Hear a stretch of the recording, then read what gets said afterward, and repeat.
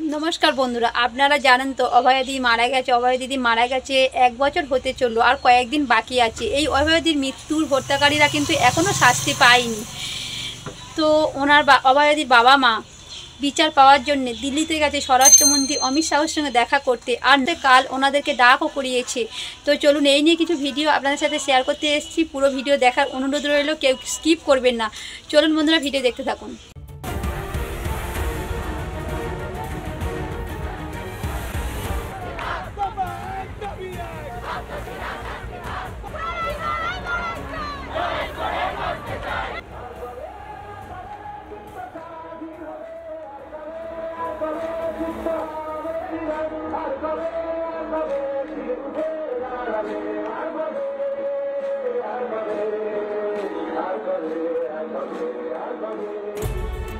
অভয়াকে ধর্ষণ ও খুনের ঘটনায় বছর ঘুরতে চলল।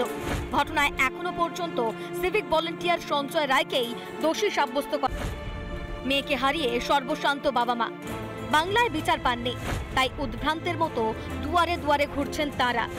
এবার রাজধানীতে অভয়ার বাবা মা। दिल्ली आया है, उम्मीद जो बोलिए वो अमित शाह जी से मिलने से क्या होगा, दिक्कत हमारे मन में चल रहा है उसका थोड़ा कम होगा। অভয়ার বাবা মা কি বলছে এই নিয়ে? যারা অন্যায় করেছে তাদের মাথার উপর হাত রেখে তাদের দুষ্কৃতিকর্ম উনি চালিয়েই যাচ্ছেন।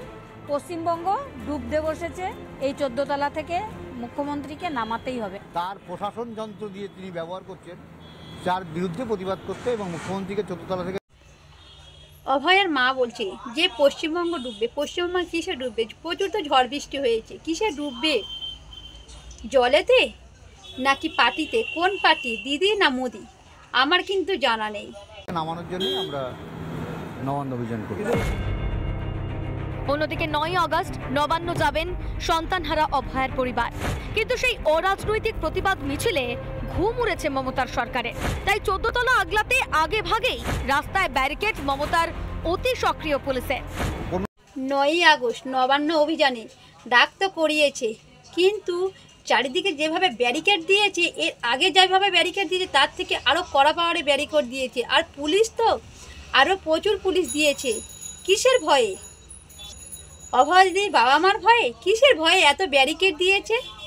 কার ভয়ে? আবার অভয়ার বাবা মা কি বলছে? 16 জন IPS IAS অফিসারকে নিয়ে মিটিং করে যাতে এই নবান্ন অভিযান আমরা সফল করতে না পারি সেই চেষ্টা করছেন, এবং বিভিন্ন রাস্তায় ব্যারিকেড করে সেটা বন্ধ করার চেষ্টা করছেন। পিছনে পিছিয়ে আসবো না, মেয়ের বিচারের দাবিতে সবসময় সরব থাকবো। আমাদের ভয় পেয়েছেন, আমাদের যে থ্রেড কালচারের যে। ও মা, কিসের ভয়ে? না অভয়াদির বাবা মার ভয়। অভয়ের মা তো বললো আমাদের ভয় পেয়েছে। ওনাদেরকে এত ভয়, তাহলে নিশ্চয়ই কোনো এর মধ্যে অন্যায় লুকিয়ে আছে। মুখ্যমন্ত্রী উনি আমাদের ভয় পাচ্ছে। 9 আগস্ট সাধারণের গর্জনের টের পেয়েছেন মুখ্যমন্ত্রী, তাই কি নিজে ঝাড়গ্রামে থেকে উর্দিধারীদের দিয়ে প্রতিবাদ রোখার চেষ্টা? শুভেন্দু অধিকারী কি বলছে?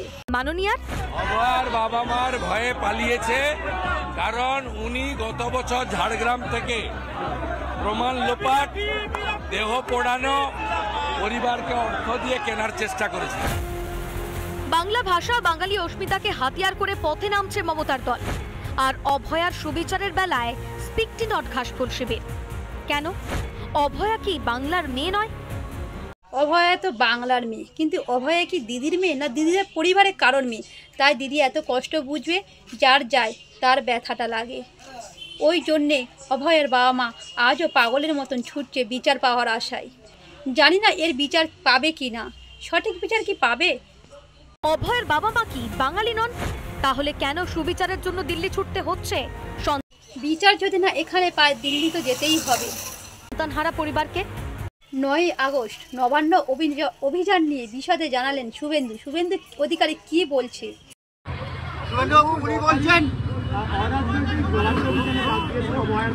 বিজেপি তার স্ট্যান্ড ক্লিয়ার করেছে। অভয়ার বাবা মা সিপিএম অফিসে গেছে, মুখ খোলেনি। কংগ্রেস অফিসে গেছে, মুখ খোলেনি। তৃণমূলকে তো ওরা ডাকবেই না বলে দিয়েছে, তৃণমূলের বিরুদ্ধে লড়াই।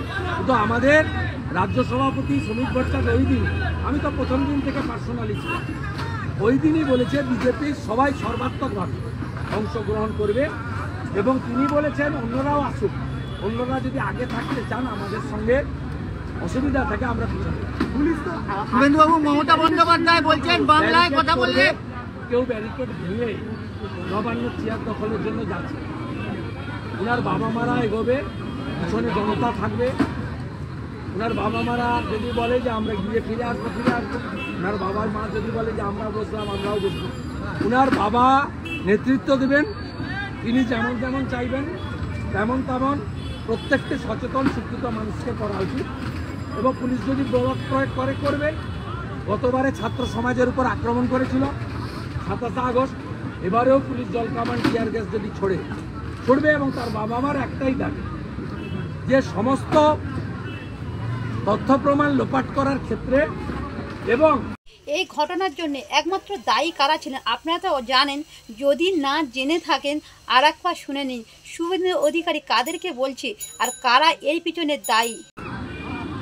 এই ঘটনার পিছনে একমাত্র দায়ী হলো স্বাস্থ্যমন্ত্রী, পুলিশ মন্ত্রী তথা মুখ্যমন্ত্রী মমতা ব্যানার্জি, তার পদত্যাগ। ইস্যু একটাই, দফা 1 দাবি 1, মুখ্যমন্ত্রীর পদত্যাগ। আমরা এই দাবিতে আছি এবং আমার বিশ্বাস বাঁধ ভাঙা জনগণ সেদিন রাস্তায় নামবে এবং কাউকে আটকাতে পারবে। শুভেন্দু অধিকারী বলছে আমার বিশ্বাস জনগণ সেদিন রাস্তায় নামবে। রাস্তায় তো জনগণ কেন, সারা দেশ নামলো। কি হলো? কিছু হলো? কিছু কি করতে পারলো? আজকে এসআইআর এর প্রস্তুতি কতটা সেটা জানতে চেয়ে মুখ্য নির্বাচনী আধিকারিক। আমি আপনার কাছ থেকে শুনে বলবো, election commission autonomous body, political body নয়। যেমন রাজীব সিনহা স্টেট ইলেকশন কমিশনে ছিলেন, ওটা মমতার একটা শাখা সংগঠন। আরিজ আফতাব ছিলেন মমতার পেরোলে। এখন ইলেকশন কমিশন যা করছে একটি ইন্ডিপেন্ডেন্ট অটোনমাস কনস্টিটিউশনাল বডি হিসেবে। তারা যখন প্রেস ব্রিফিং দেবেন তখন আমি বলবো। আপনার সূত্র কি বললো তার উত্তর আমি দেবো। শুভেন্দুবাবু, বাংলায় কথা বললে কিসের অপরাধ? আমরা বাঙালি মানুষ, বাংলায় কথা বলবো না কি ইংলিশে কথা বলবো? আমরা কি লোকে দেখাবো আমরা ইংলিশে কথা বলছি? তাহলে বাঙালি বলবো কেন? মমতা বন্দ্যোপাধ্যায় বলছেন বাংলায় কথা বললেই অপরাধ। বাংলায় কথা বলছেন বাংলায় কথা বলতে বলতে প্রশান্ত সুরের বাবা নগেন্দ্র সুরকে খুন করেছিল। 7 থেকেও বাংলায় কথা বলেছে। আনসারুল বাংলার জঙ্গি এখানে মাদ্রাসা তৈরি করে মুর্শিদাবাদের হরিহর পাড়ায় ছিল। এই যে জায়গাটা বসে আছেন পূর্ববঙ্গের লোকেদের জায়গা, এই জায়গায় সবাই হিন্দু বলে দেশভাগের বিভীষিকা নিয়ে চলে এসেছে। এখানে উদ্বাস্তু কলোনি তৈরি হয়েছে, তারা প্লট পেয়েছেন। তাদেরকে জিজ্ঞেস করবেন তো আপনাদের যারা তাড়িয়েছিল তারা কোন ভাষায় কথা বলতে বলতে তাড়িয়েছিল। মমতা ব্যানার্জি কখনো মুসলমানদের কাছে গিয়ে উর্দু স্পিকিং, বাঙালি স্পিকিং বলে না। হিন্দুদেরকে ভাগ করার জন্য এটা উনার ছলা কলা। আর প্রত্যেকটা মানুষ জানে মমতা বাঙালিদের সর্বনাশের মূলে।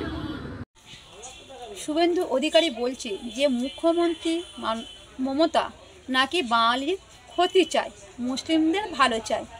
এটা কি সত্যিই ঘটনা? উনি একজন মুখ্যমন্ত্রী, বলে উনি একটা মন্ত্রী হয়ে কি বাঙালির ক্ষতি চায়? এই নিয়ে আমাদের বন্ধুরা কি বলবেন, কি কমেন্ট করে? সত্যিই কি দিদি কারোর ক্ষতি চায় নাকি রাগের বশে পার্টি সূত্রে এইসব কথা উঠে আসে? তো বন্ধুরা অবশ্যই কমেন্টে জানাবেন। আমি সেই কারণে ওনাকে ছেড়ে 5 বছর এই লড়াইতে নেমেছি। বাংলার মেধাকে শেষ করেছেন, বাংলার শিল্পকে শেষ করেছেন, বাংলার কৃষ্টিকে শেষ করেছেন। এই এত একজন অহংকারী মুখ্যমন্ত্রী, উনি যে ভাষায় কবিতাগুলো। মুখ্যমন্ত্রী একাই অহংকারী নয়, অহংকারী তারাই যাদের বেশি টাকা আছে। অহংকারী উনি তো একজন মুখ্যমন্ত্রী, ওনার তো অহংকার হওয়ারই কথা। তা বলে এটাই নয় যে উনি বাঙালিদের ক্ষতি চায়। লেখেন এগুলো কি বাংলা ভাষা? এপাং ওপাং ধপাং হাম্বা রাম্বা কাম্বা। মুখ্যমন্ত্রীকে এতটা অবহেলা করা ঠিক নয়। উনি হাম্বা কাম্বা যাই বলুন না কেন, কোনো একটা কথা সূত্রে বোঝাতে চাচ্ছে, কিন্তু এতটা অবহেলা করবেন না। ওনার যে কবিতার যে বই, এর সঙ্গে বাংলা ভাষার দফা রফা করে দিয়েছেন। উনি বাঙালি সংস্কৃতি জানেন কিনা আমার যথেষ্ট সন্দেহ আছে।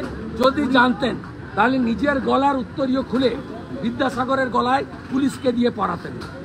যদি ইংলিশ মিডিয়ামে পড়ে বা সংস্কৃত স্কুলে পড়ে, তাহলে উনি ইংলিশটা সংস্কৃতটা বেশি জানবে, বাংলাটা একটু কম জানবে।